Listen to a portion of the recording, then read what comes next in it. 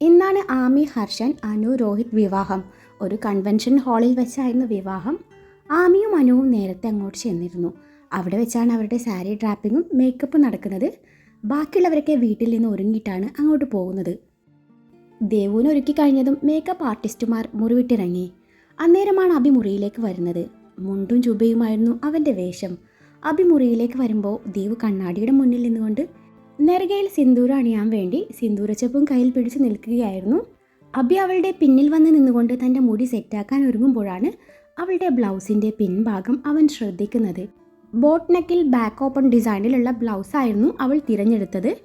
രണ്ടുപേരും തമ്മിൽ ഇപ്പോൾ നേരാവണ്ണം സംസാരിക്കാറില്ല. അന്നത്തെ സംഭവത്തിന് ശേഷം അഭി സോറിയും പറഞ്ഞ് ഒരുപാട് തവണ അവളുടെ പിന്നാലെ നടന്നിട്ടുണ്ട്. തൻ്റെ തച്ചുവേട്ടനെ തള്ളിപ്പറഞ്ഞ് അവനെ ഒരു പാഠം പഠിപ്പിച്ചിട്ട് അവനോട് ക്ഷമിക്കാം എന്ന് കരുതിയിരിക്കുമായിരുന്നു അവൾ. എല്ലാത്തിൻ്റെയും അവസാനം ഇന്നാണ്. ഈ ഒരു ദിവസത്തിന് വേണ്ടിയാണ് അവൾ കാത്തിരുന്നത് പോലും. ഇതെന്താ ബ്ലൗസിൻ്റെ പിറകിൽ ഒരു ജനൽ? അവളുടെ കയ്യിൽ നിന്നും സിന്ദൂരച്ചപ്പ് വാങ്ങിച്ചുകൊണ്ട് അഭി ചോദിച്ചു.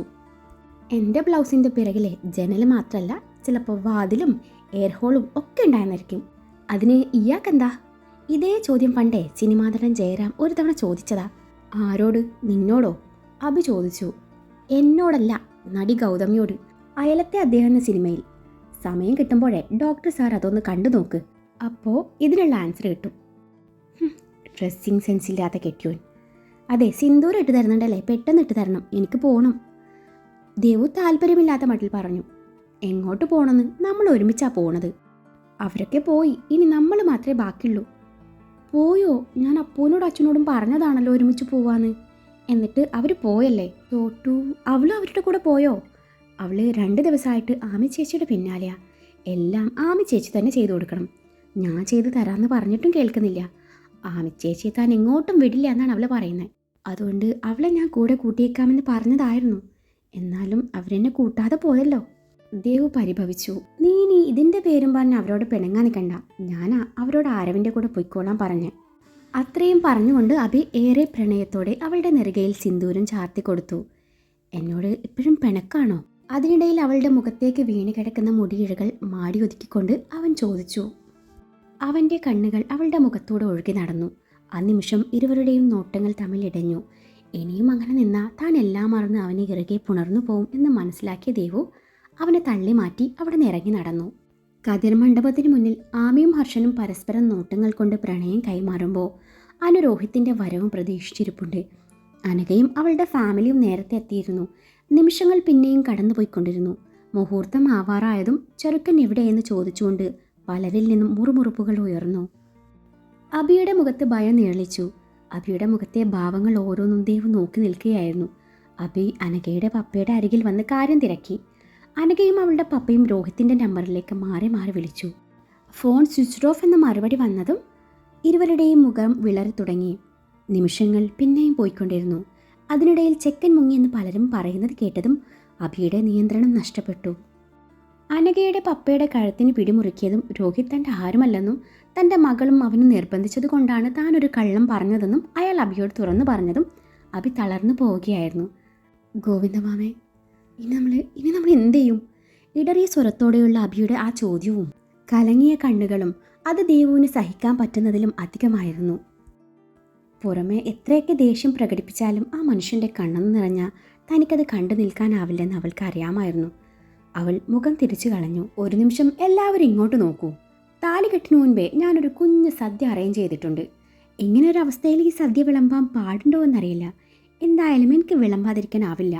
ആരവിൻ്റെ ശബ്ദമായിരുന്നു അത്. ആ നിമിഷം ഹാളിൻ്റെ ഒരു ഭാഗത്ത് LED സ്ക്രീനിൻ്റെ ലൈറ്റ് തെളിഞ്ഞു. എല്ലാവരുടെയും ശ്രദ്ധ സ്ക്രീനിലേക്ക് തിരിഞ്ഞു. അടുത്ത നിമിഷം സ്ക്രീനിൽ തെളിഞ്ഞു വന്നത് രോഹിത്തും ഒരു പെണ്ണുമായുള്ള കെട്ടിപ്പിടുത്തവും ചുംബനവും. അത് കഴിഞ്ഞു അവർ പുണർന്നുകൊണ്ട് ബെഡിലേക്ക് വീഴുന്നതൊക്കെ ആയിരുന്നു. അത് കഴിഞ്ഞു രോഹിത്തും അനഘയുമായുള്ള ഇതേപോലുള്ള രംഗങ്ങളും. അനഘയുടെ മുഖം വിളറി വെളുത്തു. അവളുടെ പപ്പ അവളെ കടിപ്പിച്ചു നോക്കി. എല്ലാവരും ഇത് കണ്ടതും ഈർഷ്യയോടെ മുഖം തിരിച്ചു കളഞ്ഞപ്പോൾ ഇതൊക്കെയും കണ്ടുകൊണ്ട് അനു നിർവികാരതയോടെ ഇരിപ്പുണ്ട്. അനഘയും കൂടി ചേർന്നാണ് തന്നെ ചതിച്ചതെന്ന് അറിഞ്ഞപ്പോൾ അവളാകെ തകർന്നു പോയിരുന്നു. കഴിഞ്ഞില്ല, ഇനി ഞാൻ പായസം കൂടി ഒന്ന് വിളമ്പിക്കോട്ടെ. ആരവത് പറഞ്ഞതും അടുത്ത നിമിഷം സ്ക്രീനിൽ മറ്റൊരു ദൃശ്യം തെളിഞ്ഞു വന്നു. രോഹിത് ഒരുത്തനുമായി സംസാരിക്കുന്നത് കാണാം. അത് കഴിഞ്ഞ് അയാൾ ഒരു പെട്ടി രോഹിത്തിന് നേരെ നീട്ടുന്നുണ്ട്. രോഹിത് ആ പെട്ടി ആർത്തിയോടെ തുറന്നു നോക്കി. അതിൽ നിറയെ പണവും കാണാം. ഇതിപ്പോൾ ഈ പണം മാത്രമായിരുന്നില്ല എൻ്റെ ലക്ഷ്യം. അവളുടെ ശരീരം കൂടി സ്വന്തമാക്കാൻ ഞാൻ ആഗ്രഹിച്ചിരുന്നു. ഞങ്ങൾ തമ്മിൽ പ്രണയത്തിലായിരുന്നിട്ട് പോലും അവളെ ഞാനൊന്ന് തൊട്ടിട്ട് പോലുമില്ല. അതിനുള്ള അവസരം ഉണ്ടായിട്ടില്ല. വിവാഹം കഴിഞ്ഞു പയ്യെ തിന്നാം എന്നായിരുന്നു എൻ്റെ ആഗ്രഹം. അത് കഴിഞ്ഞ് അവളുടെ സ്വത്തുക്കളൊക്കെ അടിച്ചു മാറ്റണം, അതായിരുന്നു എൻ്റെ പ്ലാൻ. കാരണം അവളുടെ ചേട്ടൻ നമ്മൾ വിചാരിക്കുന്ന പോലെയുള്ള ആളല്ല. അതുകൊണ്ടാണ് നിങ്ങളുമായുള്ള ഇതുപോലൊരു ഡീലിന് ഞാൻ സമ്മതിച്ചത്. ഇനിയിപ്പോൾ നാളെ ഞാൻ വിവാഹ പന്തലിൽ എത്താതിരുന്ന ഈ വിവാഹം മുടങ്ങും. ആ സമയത്ത് നിങ്ങൾ അവളെ കെട്ടും. അതാണല്ലോ നിങ്ങളുടെ പ്ലാൻ. ഈ വിവാഹം നടന്നു കഴിഞ്ഞാൽ നിങ്ങൾക്ക് ഒരുപാട് നേട്ടങ്ങളുണ്ടെന്ന് എനിക്കറിയാം. എനിക്കോ വെറും 50 ലക്ഷം രൂപ. അല്പം റിസ്ക് എടുത്താൽ എനിക്ക് ഇതിൻ്റെ 10 ഇരട്ടി ഉണ്ടാക്കാൻ പറ്റും. അതുകൊണ്ട് എനിക്ക് ഇത്രയും ക്യാഷ് കിട്ടിയാൽ പോരല്ലോ സാറേ, രോഹിത് അയാളോട് പറയുന്നുണ്ട്. എൻ്റെ രോഹിത്ത്, താനിത് വെറും അഡ്വാൻസായി കരുതിയാൽ മതി. എനിക്ക് കിട്ടിയതിൻ്റെ 40% ഞാൻ തനിക്ക് തരാടോ. ഇതിപ്പോൾ അബിയുടെ വിശ്വസ്തൻ എന്ന നിലയ്ക്ക് വിവാഹം മുടങ്ങിയ അവൻ്റെ പെങ്ങളെ ഞാൻ സ്വീകരിക്കാമെന്ന് പറയുമ്പോൾ അവന് സംശയമൊന്നും തോന്നില്ല. അതിലൂടെ അബിയുടെ വിശ്വസ്തത ഞാൻ നേടിയെടുക്കും. പിന്നെ കാര്യങ്ങളൊക്കെ എളുപ്പമാവില്ലേ? അയാൾ പറഞ്ഞതൊക്കെയും കേട്ട് രോഹിത് കുറച്ചു നേരം എന്തോ ആലോചിക്കുന്നുണ്ട്. കിട്ടിയതിൻ്റെ 40% എന്നല്ലേ പറഞ്ഞത്? എങ്കിൽ അനു, അവളെയും കൂടി ഞാൻ ഒരുപാട് ആഗ്രഹിച്ചു പോയിരുന്നു. വാക്കുകൾ മുഴുവനാക്കാതെ രോഹിത് തപ്പിത്തടഞ്ഞുകൊണ്ട് പറഞ്ഞു. അതൊക്കെ നമുക്ക് സെറ്റാക്കാടോ. അത്രയും പറഞ്ഞ് ഇരുവരും കൈകൊടുത്തു ഡീൽ ഉറപ്പിക്കുന്നു. നാളെ രാവിലത്തെ ഫ്ലൈറ്റിന് ഞാൻ ദുബായിലേക്ക് പോവും. കുറച്ച് ദിവസം ഇവിടെ നിന്ന് മാറി നിൽക്കുന്നത് നല്ലതാ എന്നും പറഞ്ഞുകൊണ്ട് പിന്നീട് രോഹിത് പെട്ടിയും പിടിച്ച് അവിടെ നിന്ന് ഇറങ്ങുന്നതും കാണാം. ഇതായിരുന്നു ആ വീഡിയോ. ഇത് കണ്ട് അഭിയുടെ മുഖം വലിഞ്ഞു മുറുകി. രോഹിത് പറഞ്ഞതൊക്കെയും കേട്ടതും അനുവിന് അവനോട് വെറുപ്പും അറപ്പും തോന്നി. ഇതുപോലെ ഒരാളെയാണോ താൻ സ്നേഹിച്ചത് എന്ന ചിന്തയിൽ അനുവിൻ്റെ കണ്ണിൽ നിന്നും നീർത്തുള്ളികൾ ചാലിട്ടൊഴുകി. അത് കണ്ടപ്പോൾ ദേവുവിന് ആദ്യം പുച്ഛം തോന്നിയെങ്കിലും പിന്നീട് അനുവിൻ്റെ അവസ്ഥ അവളിൽ വേദന നിറച്ചു. കണ്ടില്ലേ അനു, ഇതാണ് രോഹിത്തിൻ്റെ യഥാർത്ഥ ഉദ്ദേശം. അത് നിനക്ക് മനസ്സിലാക്കി തരാൻ വേണ്ടിയിട്ടാണ് ഇതുപോലൊരു ഡ്രാമ ഞങ്ങൾ ക്രിയേറ്റ് ചെയ്തത്. ആ വീഡിയോയിൽ വന്നത് എൻ്റെ ഒരു സുഹൃത്ത് നവീനാണ്. ഞങ്ങൾ പറഞ്ഞിട്ടാണ് നവീൻ രോഹിത്തുമായി കോണ്ടാക്ട് ചെയ്യുന്നത്. ഞങ്ങൾക്ക് വേണ്ടിയാണ് നവീൻ ഇതുപോലൊക്കെ അഭിനയിച്ചത്. നവീൻ്റെ ഫ്ലാറ്റിൽ വെച്ചായിരുന്നു ഈ സംഭവം നടന്നത്. രോഹിത് വരുന്നതിന് മുൻപ് തന്നെ ഞങ്ങൾ ക്യാമറ സെറ്റ് ചെയ്തിരുന്നു. അനഘയും രോഹിത്തും തമ്മിലുള്ള ബന്ധം എന്താണെന്ന് നിനക്ക് കാട്ടിത്തരണം. അവൻ നിന്നെ സ്നേഹിച്ചത് എന്തിനാണെന്ന് നിനക്ക് തെളിവ് സഹിതം മനസ്സിലാക്കി തരണം. അതിനുശേഷം നിന്നെ അവൻ്റെ ട്രാപ്പിൽ നിന്നും രക്ഷപ്പെടുത്തണം. അതായിരുന്നു ഞങ്ങളുടെ ഉദ്ദേശം. ആരവ് അനുവിൻ്റെ അരികിൽ വന്ന് അവളുടെ തോളിൽ കൈ ചേർത്ത് വെച്ചുകൊണ്ട് പറഞ്ഞു.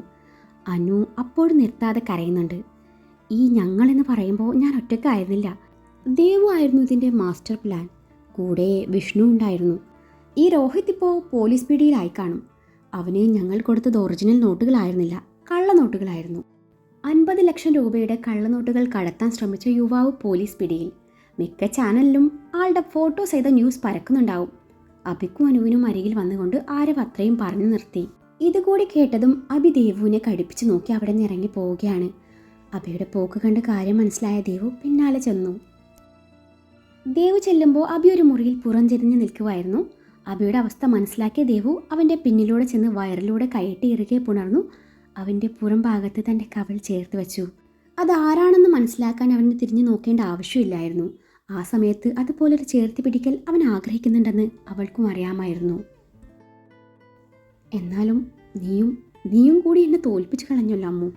നിനക്കിത് എന്നോട് നേരത്തെ പറഞ്ഞാൽ പോരായിരുന്നു. എങ്കിൽ ഞാനിതുപോലെ എല്ലാവരുടെയും മുന്നിൽ നാണം കെടുമായിരുന്നു. ചെറിയ തോതിലാണെങ്കിലും തന്നോടുള്ള ദേഷ്യം അവൻ്റെ ആ പറച്ചിലുണ്ടായിരുന്നുവെന്ന് ദേവുവിന് മനസ്സിലായി. അവൾ അവനിൽ നിന്ന് മടർന്നു മാറി അവൻ്റെ മുന്നിൽ വന്ന് നിന്നു. അവൻ്റെ മുഖം അവൾ കൈക്കുമ്പിളിൽ കോരിയെടുത്തു. അവൻ്റെ നിറഞ്ഞ കണ്ണുകൾ അവളുടെ ഹൃദയത്തിൽ കൊളുത്തി വലിച്ചു. മനുവേട്ട, ഞാൻ ഇതൊക്കെയും പറഞ്ഞാൽ നിങ്ങൾ വിശ്വസിക്കുമായിരുന്നോ? ഇല്ല, ഞാൻ എന്ത് പറഞ്ഞാലും നിങ്ങൾ വിശ്വസിക്കില്ലായിരുന്നു. ഞാൻ എത്ര തവണ പറഞ്ഞതാ അവൻ നല്ലവനല്ലെന്ന്. നിങ്ങൾ കേട്ടോ? നിങ്ങൾ മറ്റൊരർത്ഥത്തിൽ അതെടുക്കുകയും ചെയ്തു. അതിലൊന്നും എനിക്കൊരു വിഷമമില്ല. പക്ഷെ എൻ്റെ ദച്ചുവേട്ടന് പറയാനുള്ളത് പോലും നിങ്ങൾ കേൾക്കാൻ കൂട്ടാക്കിയില്ല. ദച്ചുവേട്ടനെ നിങ്ങൾ തെറ്റിദ്ധരിച്ചില്ലേ? ദച്ചുവേട്ടൻ അനുവിനെ പെണ്ണ് കാണാൻ വന്ന അന്ന് തന്നെ അനു ദച്ചുവേട്ടനോട് രോഹിത്തിൻ്റെ കാര്യം തുറന്നു പറഞ്ഞിരുന്നു. ഈ വിവാഹത്തിൽ നിന്നും പിന്മാറിയില്ലേൽ നമ്മളെ സമാധാനത്തോടെ ജീവിക്കാൻ അനുവദിക്കില്ല എന്നവൾ ദച്ചുവേട്ടനോട് തുറന്നു പറഞ്ഞിരുന്നു. അത് കേട്ടതും വിവാഹത്തിൽ നിന്നും പിന്മാറാൻ ദച്ചുവേട്ടൻ അവളോട് സമ്മതിക്കുമായിരുന്നു. അമ്മു, എൻ്റെ അനു, അവൾ അങ്ങനെയൊക്കെ, എനിക്കിത് വിശ്വസിക്കാൻ പറ്റുന്നില്ല. ഞാൻ വളർത്തിയ കുട്ടിയാ അവൾ. കഷ്ടപ്പാടറിഞ്ഞ് വളർന്ന കുട്ടിയാ. ഇപ്പോൾ ഈ കാണുന്ന സൗഭാഗ്യങ്ങളൊക്കെ ഉണ്ടെങ്കിലും ഒരു കാലത്ത് ഞങ്ങളൊന്നും അല്ലായിരുന്നു. എന്നിട്ടും അവൾ ഇങ്ങനെയൊക്കെ ചെയ്തു എന്ന് കേൾക്കുമ്പോൾ അതെൻ്റെ തോൽവിയായിട്ടാണ് ഞാൻ കണക്കാക്കുന്നത്. അബിയുടെ തൊണ്ടയിൽ ഗദ്ഗതം കുടുങ്ങിക്കിടന്നു. ദേവു ചേച്ചി പറഞ്ഞത് സത്യമാണ് അബിയേട്ടാ. പിന്നിൽ നിന്ന് അപ്പുവിൻ്റെ സ്വരം കേട്ടതും ഇരുവരും തിരിഞ്ഞു നോക്കി. അബിയേട്ടാ, അന്ന് അനുവേച്ചി ദച്ചുവേട്ടനോട് ഇക്കാര്യം സംസാരിക്കുന്നത് ഞാൻ കേട്ടതാ. അതുകൂടാതെ അന്ന് ദേവു ചേച്ചി പറഞ്ഞില്ലേ അനുവേച്ചി ഹോമോസെക്ഷൽ ആണെന്ന്, അതും സത്യ. രണ്ടിനും ഞാൻ സാക്ഷിയാണ്. എല്ലാം അനുചേച്ചിയുടെ ഡ്രാമയായിരുന്നു. താൻ അന്ന് കണ്ടതും കേട്ടതൊക്കെയും അപ്പു അബിയോട് തുറന്നു പറഞ്ഞതും. അബിയുടെ കണ്ണുകൾ പിന്നെയും നിറഞ്ഞൊഴുകി, ഒപ്പം അനുവിനോടുള്ള ദേഷ്യവും. ആ കണ്ണുനീർ അപ്പുവിനും ദേവുനും കണ്ടു നിൽക്കാനായില്ല. അവിടെ കൂടി നിന്നവരുടെ മുഖത്തൊക്കെ ഞാനിനി എങ്ങനെയാ നോക്കുക? ദക്ഷിൻ്റെ മുഖത്ത് എങ്ങനെയാ നോക്കുക? ഞാൻ തോറ്റുപോയില്ലേ? അവളെന്നെ തോൽപ്പിച്ച് കളഞ്ഞില്ലേ? ഇതിനായിരുന്നു ഞാൻ നിങ്ങളെയൊക്കെ പൊതിഞ്ഞു പിടിച്ചുകൊണ്ട് നടന്നേ? അബി മുടിയിൽ കൊരുത്ത് വലിച്ചുകൊണ്ട് പറഞ്ഞു. അവൻ്റെ അവസ്ഥ ദേവുവിനെ ദുഃഖത്തിലാഴ്ത്തി. അങ്ങോട്ട് ചെല്ല്, ഞാനേ ഏട്ടനെയും കൊണ്ട് അങ്ങോട്ട് വരാം. ദേവു പറഞ്ഞത് കേട്ടതും അപ്പു തൻ്റെ കണ്ണുനീർ ഒപ്പിക്കൊണ്ട് അവിടെ നിന്ന് പോയി. അപ്പു പോയതും ദേവു അബിയെ ഇറുകെ പുണർന്നു. അമ്മു, ഞാനൊരു പരാജയമായിരുന്നല്ലേ? ആയിരുന്നു. സഹോദരൻ എന്ന നിലയിലെ ഞാൻ വെറും പരാജയമായിരുന്നു. നീ പറഞ്ഞ പോലെ നീയും നിന്റെ ദച്ചുവേട്ടന് തന്നെയാ ബെസ്റ്റ്. അതെ, ദക്ഷ തന്നെയാ ബെസ്റ്റ്. അബി ഓരോന്ന് പറഞ്ഞുകൊണ്ടിരുന്നു. അവൻ്റെ കണ്ണുനീർ അവളുടെ തോളിനെ നനയിച്ചുകൊണ്ടിരുന്നു. അവനൊന്ന് ഓക്കെ ആവുന്നത് വരെ അവൾ അവനെ അതുപോലെ പുണർന്നു നിന്നു. മനുവേട്ട, ഇങ്ങനെ കരയല്ലേ? ഇവിടെ ഒന്നും സംഭവിച്ചിട്ടില്ല. ഇവിടെ നിങ്ങൾ ആരും കുറ്റം പറയില്ല. സഹോദരൻ എന്ന നിലയിലെ നിങ്ങൾ ഒരിക്കലും ഒരു പരാജയമായിരുന്നില്ല. നിങ്ങൾ തന്നെയാ ബെസ്റ്റ്. എപ്പോഴും നിങ്ങൾ തന്നെ ആയിരിക്കണം ബെസ്റ്റ്. അതുമല്ല, ആൾക്കാരുടെ മുന്നിൽ അനുവിനെ മോശക്കാരിയായിട്ട് ഞങ്ങൾ ചിത്രീകരിച്ചിട്ടുമില്ല. അവൾ അത്രത്തോളം വിശ്വസിച്ച അല്ലെങ്കിൽ സ്നേഹിച്ച രോഹിത്തിൻ്റെയും അനഘയുടെയും മുഖംമൂടി വലിച്ചു കീറണം എന്നുണ്ടായിരുന്നു. അത്രയേ ഉള്ളൂ.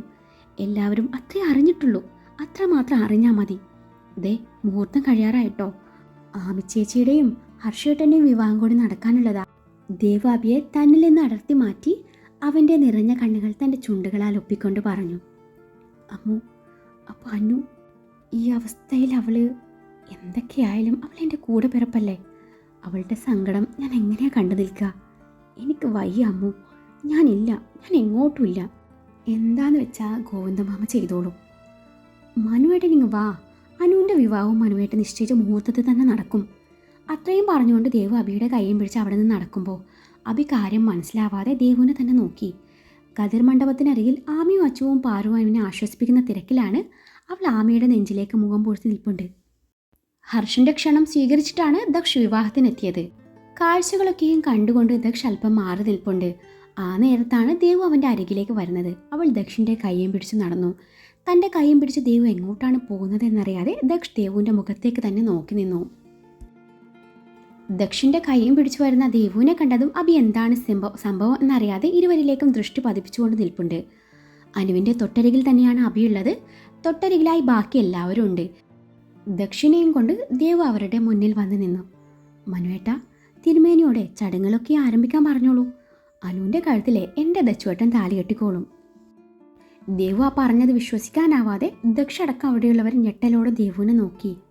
ദേവു പറഞ്ഞ വാക്കുകൾ കേട്ട് ചില മുഖങ്ങളിൽ ആശ്വാസം പരന്നപ്പോൾ ചിലരിൽ അത് നിരാശ പടർത്തി. ദക്ഷിണും ദേവുവിൻ്റെ വാക്കുകളോട് യോജിക്കാൻ പറ്റുന്നുണ്ടായിരുന്നില്ല. അത് നീ മാത്രം തീരുമാനിച്ചാൽ മതിയോ അമ്മു? എനിക്കും കൂടി സമ്മതമാവണ്ടേ? ദക്ഷ് ദേവുവിൻ്റെ പിടി അയച്ചുകൊണ്ട് പറഞ്ഞു. ഇത് കേട്ടതും ഇത്രയും നേരം പുഞ്ചിരി തൂക്കിക്കൊണ്ടിരുന്ന ദേവുവിൻ്റെ മുഖം പൊടുന്നനെ മങ്ങി. ദച്ചുവേട്ടാ, അനു ദച്ചുവേട്ടൻ സ്നേഹിച്ചിരുന്ന കുട്ടിയല്ലേ? ഇങ്ങനൊരവസ്ഥയിൽ അവൾക്കൊരു ജീവിതം കൊടുക്കാൻ ഏറ്റവും അർഹൻ ദച്ചുവേട്ടൻ തന്നെയാ. ആര് പറഞ്ഞു ഞാനാണെന്ന്? ഒരിക്കലുമല്ല. ഒരു നാൾ ഞാൻ ഇവളെ സ്നേഹിച്ചിരുന്നു, സ്വന്തമാക്കാനും ആഗ്രഹിച്ചിരുന്നു. എൻ്റെ ഇഷ്ടം തുറന്നു പറഞ്ഞപ്പോൾ അവൾ അത് നിരസിച്ചു എന്ന് മാത്രമല്ല, എന്നെ അപമാനിക്കുന്ന തരത്തിലായിരുന്നു പിന്നീടുള്ള അവളുടെ പ്രവൃത്തികൾ പോലും. അന്ന് ഞാൻ ഇവളെ എൻ്റെ മനസ്സിൽ നിന്നും ഇറക്കി വിട്ടതാണ്, അതും ഒരുപാട് വേദനയോടെ. ആ നിമിഷം ദക്ഷിൻ്റെ കണ്ണുകൾ അനുവിലേക്ക് നീണ്ടു. അവൻ്റെ ആ നോട്ടം താങ്ങാനാവാതെ കുറ്റബോധത്തോടെ അനു തല താഴ്ത്തി നിന്നു. അനുവിൻ്റെ കണ്ണുകൾ നിറഞ്ഞൊഴുകി. രോഹിതിനെ പോലെ ഒരുവിന് വേണ്ടി ദക്ഷിൻ്റെ സ്നേഹം താൻ ഒരിക്കലും നിരസിക്കാൻ പാടില്ലായിരുന്നു എന്ന കുറ്റബോധത്തിൽ അവളുടെ നെഞ്ച് നീറി പുകഞ്ഞു. അതിലുപരി അപമാനം ഭാരത്താൽ ആരുടെയും മുഖത്ത് നോക്കാതെ തലയും താഴ്ത്തി നിൽക്കുന്ന തൻ്റെ ചേട്ടനെ കാണവേ താൻ ഈ നിമിഷം മരിച്ചു പോയിരുന്നെങ്കിലെന്ന് അവൾ ആഗ്രഹിച്ചു പോയി. ദച്ചുവേട്ടാ, അതന്ന് അനു അറിവില്ലായ്മ കൊണ്ട് പറഞ്ഞതല്ലേ. ഇനി അവൾ ദച്ചുവേട്ടൻ ആഗ്രഹിക്കുന്ന ഒരു നല്ല ഭാര്യ ആയിക്കോളും, അതെനിക്ക് ഉറപ്പുണ്ട്. ദേവു പിന്നെയും ദക്ഷിണ നിർബന്ധിച്ചുകൊണ്ടിരുന്നു. അതോടൊപ്പം അവരുടെ പപ്പയും. നിങ്ങൾ എന്തൊക്കെ പറഞ്ഞാലും എനിക്കിനി അവളെ സ്വീകരിക്കാൻ പറ്റില്ല. കാരണം ഈ നിൽക്കുന്ന പെണ്ണിനെ ഞാൻ വാക്ക് നൽകിപ്പോയി, ജീവിതകാലം മുഴുവൻ കൂടെ ഉണ്ടാവുമെന്ന്. അതിനെ മാറ്റി പറയാൻ പറ്റില്ല. അനുവിൻ്റെ തൊട്ടിരിക്കൽ നിൽക്കുന്ന പാറുവിൻ്റെ കൈ ചേർത്ത് പിടിച്ച് തന്നോട് അടുപ്പിച്ചുകൊണ്ടാണ് ദക്ഷ അത് പറഞ്ഞത്. ദക്ഷിൻ്റെ ആ വെളിപ്പെടുത്തലിന് പിന്നിൽ എന്താണ് എന്നറിയാതെ അവൻ്റെ മുഖത്തേക്ക് തന്നെ പാറു നോക്കി നിന്നു. അത് കണ്ടതും അവൻ അവളുടെ കൈ ഒന്നുകൂടി മുറുക്കി പിടിച്ചു. ആ നിമിഷം പാറു മറുത്തൊന്നും പറയാനാവാതെ അതുപോലെ അങ്ങ് നിന്നുപോയി. ദച്ചുവേട്ടാ, പാറു, നിങ്ങൾ? ദേവ് ഞെട്ടൽ വിട്ടുമാറാതെ ദക്ഷിണ നോക്കിക്കൊണ്ട് ചോദിച്ചു. അനു, എന്നെ വേണ്ടെന്ന് വെച്ച ആ സമയത്തായിരുന്നു ഞാൻ പാർവതിയെ ഒരു മാളിൽ വെച്ച് കാണുന്നത്. നിന്റെ കൂട്ടുകാരി എന്ന നിലയിലാണ് ഞങ്ങളന്ന് ആദ്യം സംസാരിക്കുന്നത് പോലും. അങ്ങനെ ഓരോന്ന് സംസാരിച്ച് ഞങ്ങൾ അറിയാതെ അടുത്തുപോയി. അനുവിൽ നിന്നല്ല എൻ്റെ മനസ്സിനേറ്റ മുറിവ് അതൊരു പരിധിവരെ ഇല്ലാതാക്കിയത് പാർവതിയായിരുന്നു. പാർവതി എൻ്റെ ജീവിതത്തിൻ്റെ ഒരു ഭാഗമായെന്ന് തോന്നിയപ്പോഴാണ് ഞാൻ അവളെ എൻ്റെ ജീവിതത്തിലേക്ക് ക്ഷണിക്കുന്നത്. അന്നവൾ എന്നോട് ഒന്നേ ആവശ്യപ്പെട്ടുള്ളൂ, എന്ത് വന്നാലും തന്നെ വേണ്ടെന്ന് വെക്കരുത്, അത് നീ ആവശ്യപ്പെട്ടാൽ പോലും. അന്ന് ഞാൻ അവൾക്ക് വാക്ക് കൊടുക്കുകയും ചെയ്തിരുന്നു. ഇതൊന്നും നീ അറിയണ്ടെന്ന് ഞാനാണ് അവളോട് പറഞ്ഞത്. ഈ നിൽക്കുന്ന പാർവതിയെയാണ് ഞാൻ സ്നേഹിക്കുന്നതും വിവാഹം കഴിക്കാൻ ആഗ്രഹിക്കുന്നതും. അതുകൊണ്ട് നീ എന്നെ ഒന്നിനും നിർബന്ധിക്കരുത് അമ്മു, ഒന്നിനും. ദക്ഷ പറഞ്ഞതൊക്കെയും കള്ളമാണെന്ന് അറിയാമായിട്ടും പാറു ഒന്നും മിണ്ടാതെ അവനെ തന്നെ നോക്കി നിന്നു. ഇതൊക്കെയും സത്യമായിരുന്നുവെങ്കിലെന്ന് അവൾ ഒരു നിമിഷം ആഗ്രഹിച്ചു പോയി. ദേവു ആകെ ധർമ്മസങ്കടത്തിലായി. അപ്പോഴും അബിയുടെ അവസ്ഥ അവളെ ഒരുപാട് വേദനിപ്പിച്ചു. ഇനി എന്ത് ചെയ്യും? സമയം പോയിക്കൊണ്ടിരിക്കുന്നു. മുഹൂർത്തം കഴിയാറായി. തിരുമേനി വിളിച്ചു പറഞ്ഞു. അബി കണ്ണുകൾ ഇറക്കിയ പൊട്ടി. ആ നിമിഷം അബിയുടെ തോളിൽ ആരുടെയോ കരസ്പർശം അറിഞ്ഞു. അബി കണ്ണ് തുറന്നു നോക്കി. മേനോൻ അങ്കിൾ. അബിയുടെ അധരങ്ങൾ മൊഴിഞ്ഞു.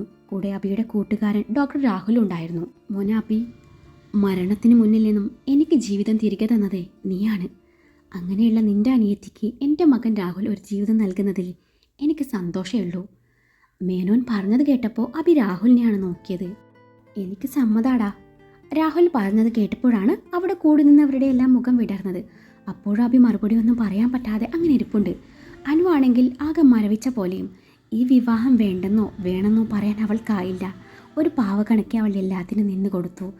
നാദസ്വരമേളത്തിൻ്റെ അകമ്പടിയോടെ ഹർഷൻ ആമിയുടെ കഴുത്തിൽ താലി ചാർത്തി.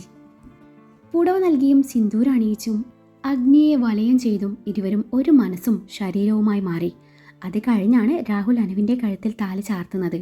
ആ നിമിഷം അവളുടെ കണ്ണിൽ നിന്നും നീർത്തുള്ളികൾ ചാലിട്ടൊഴുകി. തൻ്റെ ജീവിതത്തിൽ എന്തൊക്കെയാണ് സംഭവിക്കുന്നത്? താൻ ചെയ്തു പോയതിനൊക്കെയുള്ള ശിക്ഷയാണിതൊക്കെ.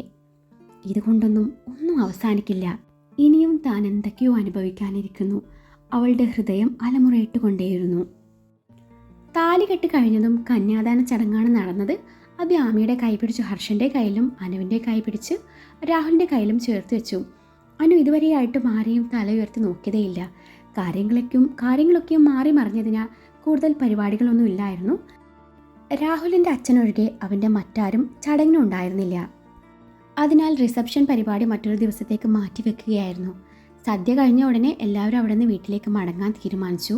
എല്ലാവരോടും യാത്ര പറഞ്ഞു അനു പോവാൻ ഇറങ്ങുകയാണ്. ചേച്ചിയെയും അനിയത്തിമാരെയും കെട്ടിപ്പിടിച്ചു അനു ഒരുപാട് കരഞ്ഞു. അനുവിൻ്റെ സങ്കടം അവരെയും വേദനിപ്പിച്ചു. അബിയോട് യാത്ര പറയാൻ നേരം അവൻ തൻ്റെ മുഖത്ത് പോലും നോക്കിയില്ല എന്നതേ അനുവിനെ കൂടുതൽ നൊമ്പരത്തിലാഴ്ത്തി. തനിക്ക് ദേവുവിന് മുന്നിൽ നിൽക്കാനുള്ള യോഗ്യത പോലെ ഇല്ലെന്ന് തോന്നിയത് കൊണ്ടാവാം ദേവുവിനോട് യാത്ര പറയാനാവാതെ അനു വണ്ടിക്കരികിലേക്ക് നടന്നു. തന്നോട് അനുവിന് ഇപ്പോഴും ദേഷ്യമാണോ? അവളുടെ ജീവിതം സേഫാക്കാനല്ലേ താൻ ശ്രമിച്ചുള്ളൂ? എന്നിട്ടും തന്നോടൊരു വാക്ക് പോലും പറയാതെ അവൾ പോവുകയാണോ? അവൾ ആകെ തകർന്നിരിക്കുന്ന ഈ അവസ്ഥയിൽ ഒരു ആശ്വാസവാക്ക് പോലും പറയാതെ അവളെ പറഞ്ഞു വിടുന്നത് ശരിയല്ല എന്ന് കരുതിയ ദേവു അനുവിൻ്റെ അരികിലേക്ക് നടന്നു. തനിക്കരികിലേക്ക് നടന്നു വരുന്ന ദേവുവിനെ കണ്ടതും അനു തലകുനിച്ചു നിന്നു. തൻ്റെ കരങ്ങളിൽ ദേവുവിൻ്റെ കരങ്ങൾ അമർന്നതും അനു നിറകണ്ണാലെ ദേവുവിനെ ഒന്ന് നോക്കി. എന്നോട് ഇപ്പോഴും ദേഷ്യമാണോ? ഞാൻ ഇതൊക്കെയും ചെയ്തത് നിന്നോടുള്ള ഇഷ്ടം കൊണ്ട് തന്നെയാണ്. സത്യങ്ങളൊക്കെയും തിരിച്ചറിയുന്ന വേളയിൽ നീ ദച്ചുവേട്ടൻ്റെ പെണ്ണായി ഞങ്ങളുടെ വീട്ടിലേക്ക് വരണമെന്ന് ഞാൻ ആത്മാർത്ഥമായി ആഗ്രഹിച്ചിരുന്നു. അതിനു വേണ്ടിയാ ഇത്രയൊക്കെ ചെയ്തതും. പക്ഷേ അവസാനം ഞാൻ തോറ്റുപോയി. ഏതെങ്കിലും തരത്തിൽ ഞാൻ നിന്നെ വിഷമിപ്പിച്ചുവെങ്കിലേ നീ എന്നോട് ക്ഷമിക്കടി. ദേവ് അത്രയും പറഞ്ഞു കഴിഞ്ഞപ്പോഴേക്കും ഒരു പൊട്ടിക്കരച്ചിലോടെ അനു ദേവുവിനെ ഇറുകെ പുണർന്നിരുന്നു. ഞാനല്ലേ നിന്നോട് ക്ഷമ ചോദിക്കേണ്ടത്? ഞാനല്ലേ നിന്നെ വേദനിപ്പിച്ചത്? ഞാനല്ലേ നിന്നെ ദ്രോഹിച്ചത്? ഞാനല്ലേ നിന്നെ വെറുത്തത്? എന്നിട്ടും നിനക്ക് എങ്ങനെ എന്നോട് ഇങ്ങനെയൊക്കെ പെരുമാറാൻ പറ്റുന്നു? എല്ലാത്തിനും മാപ്പ്. രോഹിതിനെ പോലൊരു നാറയിൽ നിന്നും എന്നെ രക്ഷിച്ചതിന് ഒരുപാട് നന്ദിയുണ്ട്. നിന്റെ ചേട്ടനോട് ക്ഷമ ചോദിച്ചു എന്ന് പറയണം. അത്രയും പറഞ്ഞുകൊണ്ട് അനു കണ്ണുനീർ അമർത്തി തുടച്ചു. രാഹുലിൻ്റെ വണ്ടിയുടെ പിൻസീറ്റിലിരുന്നു. കൂടുതൽ നേരം ദേവുവിൻ്റെ മുന്നിൽ നിൽക്കാനുള്ള ശേഷി അവൾക്കില്ലായിരുന്നു. അപ്പോഴേക്കും രാഹുൽ അങ്ങോട്ട് വന്നു. രാഹുൽ ദേവുവിനെ നോക്കി ഒന്ന് ചിരിച്ചു. ഡോക്ടറെ, ഞാനൊരു കാര്യം പറഞ്ഞാൽ ഡോക്ടർക്കൊന്നും തോന്നരുത്. ഡോക്ടർ ഇപ്പോൾ ചെയ്തത് നല്ലൊരു കാര്യമാണ്. അത് ഡോക്ടറുടെ നല്ല മനസ്സ്. അനു രോഹിത്തിനെ സ്നേഹിച്ചിരുന്നു എന്നത് സത്യമാണ്. പക്ഷേ അതിര് കടന്നുള്ള ഒരു ബന്ധവും അവർ തമ്മിലില്ലായിരുന്നു. ഒരിക്കലും രോഹിത് എന്ന പേര് നിങ്ങളുടെ ഇടയിൽ വരില്ലെന്ന് ഞാൻ വിശ്വസിച്ചോട്ടെ. രാഹുൽ ഡോക്ടറുടെ കയ്യിലാണ് അനുവിനെ ഏൽപ്പിച്ചത് എന്ന ആശ്വാസത്തിലാണിപ്പോൾ മനുവേട്ടനുള്ളത്. ഞങ്ങൾ ഡോക്ടറെ വിശ്വസിച്ചോട്ടെ. അവൾ ഡോക്ടറെ സ്നേഹിക്കും. ഡോക്ടർ അവൾക്ക് സമയം കൊടുത്താൽ മതി. അബിയുടെ വീട്ടിലെ കാര്യങ്ങൾ ഏകദേശമൊക്കെ രാഹുലിന് അറിയാമായിരുന്നു. ദേവും അനുവും തമ്മിൽ അത്ര രസത്തിലല്ല എന്നും അറിയാമായിരുന്നു. എന്നിട്ടിപ്പോൾ അനുവിന് വേണ്ടി നിറക്കണ്ണുകളോടെ തൻ്റെ മുന്നിൽ നിൽക്കുന്ന പെണ്ണിനെ അവനൊന്ന് നോക്കി പുഞ്ചിരിച്ചു. ദേവുവിൻ്റെ മനസ്സിലെന്താണെന്ന് എനിക്കിപ്പോൾ മനസ്സിലാക്കാൻ പറ്റുന്നുണ്ട്. എൻ്റെ ഭാഗത്തു നിന്നും അങ്ങനെയൊന്നും ഉണ്ടാവില്ലെന്ന് ഞാൻ അബിക്ക് ഉറപ്പ് കൊടുത്തിട്ടുണ്ട്. എന്നാ ഇറങ്ങട്ടെ എന്നും പറഞ്ഞുകൊണ്ട് രാഹുൽ വണ്ടിയുടെ ബാക്ക് സീറ്റ് തുറന്നു. അനുവിനോട് കോ ഡ്രൈവിംഗ് സീറ്റിൽ ഇരിക്കാൻ പറഞ്ഞു. അന്നേരം അനു മുൻവശത്ത് വന്നിരുന്നു. ദേവു കാറിനരികിൽ വന്ന് അനുവിന് ഒന്നുകൂടി കൈ കൊടുത്തു. അവളിപ്പോൾ അനുഭവിക്കുന്ന മാനസികാവസ്ഥയിലൂടെ താൻ ഒരിക്കൽ കടന്നു പോയതാണ്. മറ്റാരേക്കാളും തനിക്ക് ആ വിഷമം മനസ്സിലാക്കാൻ പറ്റുമെന്ന് കരുതിയ ദേവു കാറിനുള്ളിൽ തലയിട്ട് അനുവിനെ ഒന്നുകൂടി ആശ്വസിപ്പിച്ചു. ഞങ്ങൾ രാത്രി അങ്ങോട്ട് വരാം. നീ ഇപ്പോൾ ചെല്ല്. ഒന്നും കൊണ്ടും പേടിക്കണ്ട. ഞങ്ങളൊക്കെ കൂടെ തന്നെയുണ്ട്. എന്തുണ്ടായാലും ഈ ഡോക്ടറോട് പറഞ്ഞാൽ മതി. ഡോക്ടർ നമ്മുടെ സ്വന്തം ആളാ അല്ല ഡോക്ടറെ? ദേവ് പറഞ്ഞത് കേട്ട് രാഹുൽ ഒന്ന് പുഞ്ചിരിച്ചു.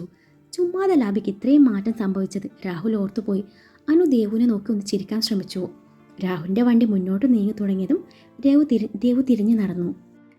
Parvathi, I am sorry. നേരത്തെ എനിക്ക് അങ്ങനെയൊക്കെ പറയേണ്ടി വന്നു. അമ്മുവിൻ്റെ മുന്നിൽ പിടിച്ചു നിൽക്കാൻ എൻ്റെ മുന്നിൽ വേറെ വഴിയില്ലായിരുന്നു. താനൊന്നും വിചാരിക്കരുത്. നേരത്തെ പാർവതിയുടെ ഭാഗത്തു നിന്നുണ്ടായ സപ്പോർട്ട് അത് വളരെ വലുതായിരുന്നു. ഞാൻ വൈകാതെ അമ്മുവിനോടെല്ലാം തുറന്നു പറഞ്ഞോളാം. ദക്ഷ പറഞ്ഞതൊക്കെയും കേട്ട് പാറുവിന് ഹൃദയം നുറുങ്ങുന്ന വേദന തോന്നി. എല്ലാവരുടെയും മുന്നിൽ വെച്ച് അങ്ങനെയൊക്കെ പറഞ്ഞപ്പോൾ അവൾക്ക് എവിടെയൊക്കെയോ എന്തൊക്കെയോ പ്രതീക്ഷകൾ വന്നിരുന്നു. അറിയാതെ ആണെങ്കിലും മനസ്സ് പലതും ആഗ്രഹിച്ചിരുന്നു. എന്നിട്ടിപ്പോൾ ഇങ്ങനെയൊക്കെ പറഞ്ഞപ്പോൾ അവളുടെ ഉള്ളിൽ ചെറുനോവുണർന്നു. അനുവിനെ ഇപ്പോഴും ഇഷ്ടമാണോ? ദക്ഷിന് വിളറിയ ചിരി നൽകിക്കൊണ്ട് പാറു ചോദിച്ചു. മറക്കാൻ ശ്രമിച്ചുകൊണ്ടിരിക്കുക. അവന് തൻ്റെ ഉള്ളിലുള്ളത് പറയാതിരിക്കാനായില്ല. ദേവു അനുവിൻ്റെ കഴുത്തിൽ താലി കെട്ടാൻ പറഞ്ഞപ്പോൾ പിന്നെ എന്തിനാ ഒഴിഞ്ഞു മാറിയേ? പാറു ചോദിച്ചു. ഞാൻ അവളുടെ കഴുത്തിൽ ഇങ്ങനൊരു അവസരത്തിൽ താലി കെട്ടിയാൽ അവനത് വീണ്ടും തെറ്റായ രീതിയിലേ വ്യാഖ്യാനിക്കുള്ളൂ.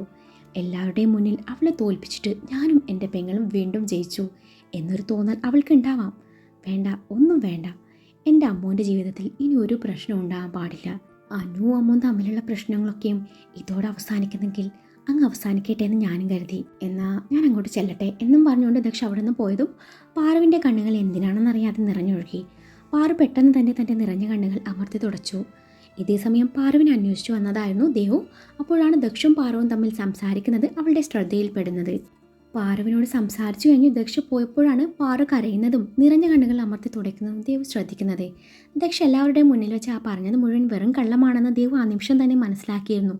കാരണം തൻ്റെ ചേട്ടന് കള്ളം പറയാൻ തീരെ വശമില്ല എന്നവൾക്ക് അറിയാമായിരുന്നു. ആ ഒരു അവസരത്തിൽ അവൾ തൻ്റെ ചേട്ടനെ കൂടുതൽ ചോദ്യം ചെയ്തില്ല എന്ന് മാത്രം. പക്ഷെ പാറുവിൻ്റെ കണ്ണുകൾ ഇപ്പോഴെന്തിനാണ് നിറഞ്ഞത്? താൻ അറിയാതെ ഇവിടെ പലതും നടക്കുന്നുണ്ടെന്ന് ദേവു മനസ്സിലാക്കി. ഇപ്പം എന്തായാലും താൻ അവളുടെ മുന്നിൽ ചെന്ന് പെടാത്തതാണ് നല്ലതെന്ന് കരുതി ദേവു അവിടെ നിന്ന് പോവുകയായിരുന്നു.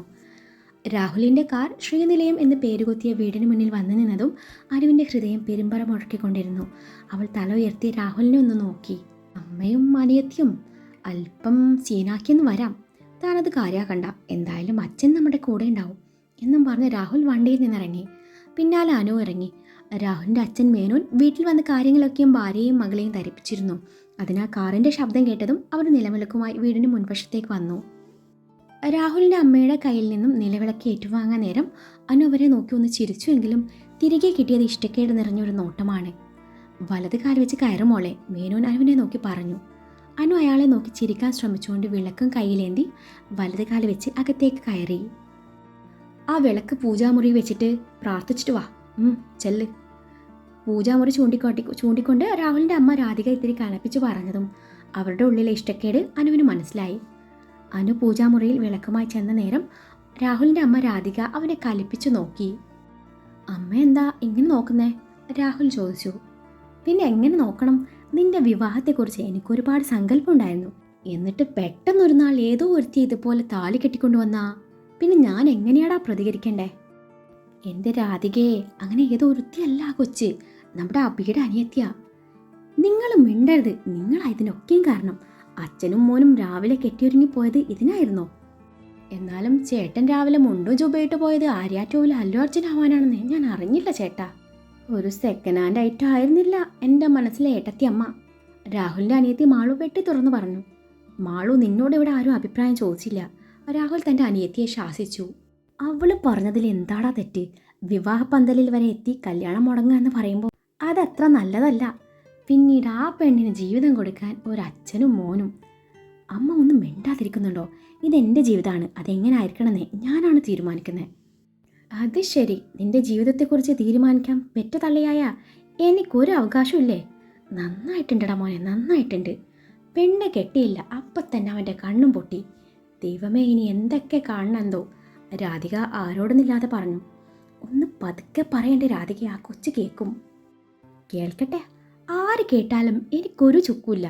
പറയാനുള്ളത് ഈ രാധിക എവിടെയും ആരുടെയും മുഖത്ത് നോക്കി പറയും. ഇതുകൂടി കേട്ടതും രാഹുൽ ദേഷ്യത്തോടെ സ്റ്റെയർ കയറി മുകളിലെ തൻ്റെ മുറിയിലേക്ക് പോയി. ഓ, ഞാൻ പറഞ്ഞത് പുന്നാര മോൻ ഇഷ്ടമായില്ലെന്ന് തോന്നുന്നു എന്നും പറഞ്ഞ രാധിക അടുക്കളയിലോട്ട് കയറിപ്പോയി.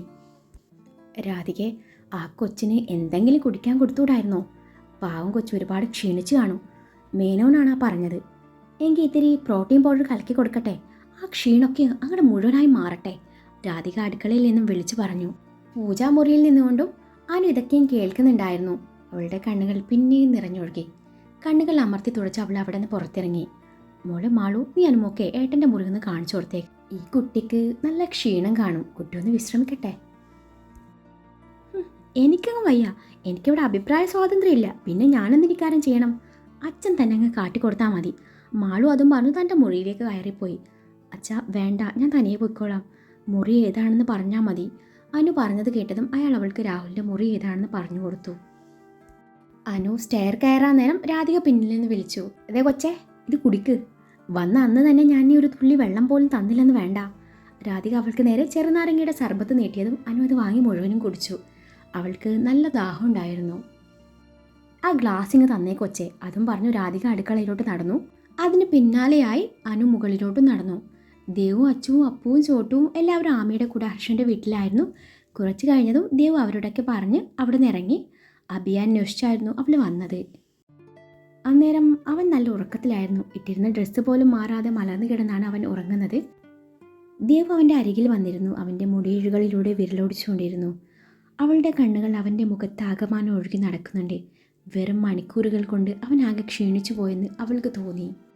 അവൻ്റെ നെറുകയിൽ ചുണ്ട് ചേർത്ത ശേഷം അവനിൽ നിന്നും അടർന്നു മാറി അവൾ തൻ്റെ മേക്കപ്പൊക്കെയും റിമൂവ് ചെയ്ത് മുറിയിൽ വെച്ച് തന്നെ സാരിയും മാറി മറ്റൊരു ഡ്രസ്സ് എടുത്തിട്ടു. ഡ്രസ്സ് മാറി തിരിഞ്ഞതും അവളെ തന്നെ നോക്കി കിടക്കുന്ന അഭിയാണ് കാണുന്നത്. അയ്യോ, ഇയാളപ്പോൾ കള്ളുറക്കായിരുന്നോ? അവൾ മുഖം തിരിഞ്ഞു നാക്ക് കടിച്ചുകൊണ്ട് പതുക്കെ പറഞ്ഞു. അതെ, എനിക്കൊരു കോഫി വേണമായിരുന്നു, അവൻ പിന്നിൽ നിന്നും വിളിച്ചു പറഞ്ഞു. അവൾ അവൻ്റെ മുഖത്ത് നോക്കാതെ പതിഞ്ഞ സ്വരത്തിൽ ഒന്ന് മൂളി താഴേക്ക് നടന്നു. ദേവു കോഫിയും റെഡിയാക്കി വരുമ്പോഴേക്കും അഭി സ്വിംഗ് ചെയറിലിരുന്ന് കാര്യമായ ആലോചനയിലായിരുന്നു. അവന് കോഫി നീട്ടി അവൻ്റെ അരികിൽ വന്നിരുന്നു. അവൻ വീണ്ടും ചിന്തയിലായിരുന്നു. കോഫി സിപ്പ് ചെയ്തു തുടങ്ങി. അവൻ തന്നോടൊന്നും മിണ്ടുന്നില്ല എന്ന് കണ്ടതും അവൾ എഴുന്നേറ്റ് പോവാനൊരുങ്ങി. അന്നേരം അവൻ അവളുടെ കയ്യിൽ പിടിച്ചു തൻ്റെ മടിയിലിരുത്തി. I am sorry and thanks for everything. And അവളുടെ ഇടുപ്പിലൂടെ കൈയിട്ട് ചേർത്ത് പിടിച്ചുകൊണ്ട് അവൻ അവളുടെ കാതോരം ആർദ്രമായി മൊഴിഞ്ഞു. ആൻഡ് അവൾ ചോദിച്ചു, and I love you Ammu, I love you more than anything in the world. അതും പറഞ്ഞുകൊണ്ട് അവൻ അവളുടെ നെറുകയിൽ ചുംബിച്ചു. ആ ചുംബനത്തിൽ അവളോടുള്ള സ്നേഹം മുഴുവനും അടങ്ങിയിട്ടുണ്ടായിരുന്നു. അമ്മു, എനിക്ക് നല്ല തലവേദന, ഞാൻ നിൻ്റെ മടിയിൽ കിടക്കാം, നീ എൻ്റെ തലയൊന്ന് മസാജ് ചെയ്ത് തരുമോ? അവൻ സിങ് ചെയറിന് മേലേക്ക് കാലെടുത്ത് വെച്ചു. അവളുടെ മടിയിൽ കിടന്നു തൻ്റെ കാല് നീട്ടിവെച്ചു. അവൾ അവൻ്റെ മുടിയിഴകളിലൂടെ വിരലോടിച്ചുകൊണ്ടിരുന്നു. ആ നിമിഷം അവൻ്റെ കണ്ണുകൾ അറിയാതെ കൂമ്പി അടഞ്ഞു പോയിരുന്നു. പിള്ളേരൊക്കെ എവിടെ? അഭി ചോദിച്ചു. അവർ ആമി ചേച്ചിയുടെ കൂടെയുണ്ട്, ദേവു മറുപടി പറഞ്ഞു. ആമി പോയപ്പോൾ തന്നെ ഈ വീട് ഉറങ്ങിയതുപോലെ അല്ലേ? അനു, അവളുടെ അഭാവം എനിക്കത്ര മനസ്സിലാക്കാൻ പറ്റുന്നില്ല. പക്ഷെ ആമി കൂട്ടത്തിൽ ഏറ്റവും പാവം അവളാ. ഇന്നേ വരെ എന്നോടൊന്നും വേണമെന്ന് ആവശ്യപ്പെട്ടിട്ടില്ല. ഹർഷനെ പോലും. ഹർഷനായിരുന്നു അവളെ തന്നെ വേണമെന്ന് വാശി. അബി അത്രയും പറഞ്ഞു നിർത്തി. മനുവേട്ടാ, ആമി ചേച്ചി ഇവിടെ തൊട്ടടുത്ത് തന്നെയല്ലേ, പിന്നെ എന്തിനാ ഇങ്ങനെ വിഷമിക്കുന്നത്? അതൊക്കെ ശരിയാണ്, പക്ഷേ അവളിപ്പോൾ ഒരു ഭാര്യയാണ്. നമ്മളെക്കാൾ കൂടുതൽ അവകാശം ഹർഷനാണ്. അത്രയും പറഞ്ഞുകൊണ്ട് അവൻ അവളുടെ ഇടുപ്പിലൂടെ വട്ടം ചുറ്റി പിടിച്ചു. വയറിലേക്ക് മുഖം പൂഴ്ത്തിയതും അവൻ്റെ ചുടുനിശ്വാസവും കണ്ണുനീരും അവളുടെ വയറിലേക്ക് വന്ന് പതിക്കുന്നുണ്ടായിരുന്നു. മനുവേട്ടാ, നമുക്കേ അനുവിൻ്റെ വീട് വരെ രാത്രി ഒന്ന് പോയാലോ? പിള്ളേരൊക്കെ കൂട്ടിയിട്ട് പോയാൽ അവൾക്ക് സന്തോഷമാവും. അവന് നമർത്തി മൂളിക്കൊണ്ട് അവളെ ഒന്നുകൂടി മുറുക്കി പിടിച്ചു.